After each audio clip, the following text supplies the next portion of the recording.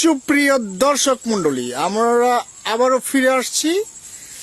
ধান ক্ষেত কিরকম ফলন হয়েছে সেই বিষয়ে আমরা আলোচনা করব।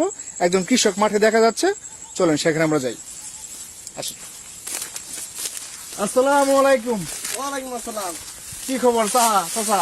এই জানো রাখছে ভালো। ভালো আছেন আপনি? হ্যাঁ হ্যাঁ আল্লাহ রাখছে। এই সময় এসে আপনাকে ডিস্টার্ব করলাম না তো? ডিস্টার্ব আর কি, আপনারা আইছেন না আন্ন করে কিছু।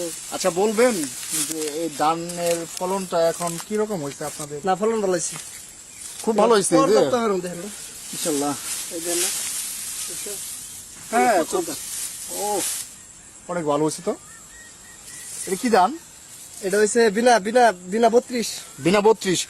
সুপ্রিয় দর্শক বন্ধু দেখেন, বিনা 32 ধানের ফলন বাম্পার ফলন আসছে। বাম্পার ফলন, একটা সিটাও নাই। একটা চিটা নয় না? হুম। অনেক ভালো তো। আপনি কতক্ষণ ধরে কাজ করতেছেন? আপনার শরীরের অবস্থা খুব নার্ভাস। নার্ভাস মানে এই যে একটু কাটছি, আমি একাই কাটছি, এখন আবার একাই বান দিতেছি, কিছু করার নাই তো। কখন আবার সিলাই বৃষ্টি এসে পড়ে সমস্যা, সমস্যা। ফিল টিল বইরে গেলে মনে করেন হেরে গাইব বুঝছেন, ওই কারণে মনে করেন তাড়াতাড়ি বাইন জ্বালাইতেছি, না ঠিক আছে। বুঝেন নাই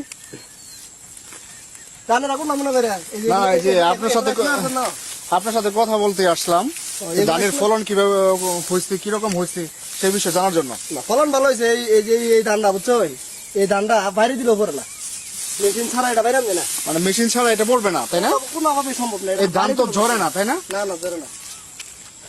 এদিকে শিল পড়ছে, কেমন শিলে কোনো ক্ষতি হয়েছে আবাদি জমিন? না না না এখন পর্যন্ত হয় নাই, তারপরে বলা যায় না, এমন ধান তো বুঝেন নাই।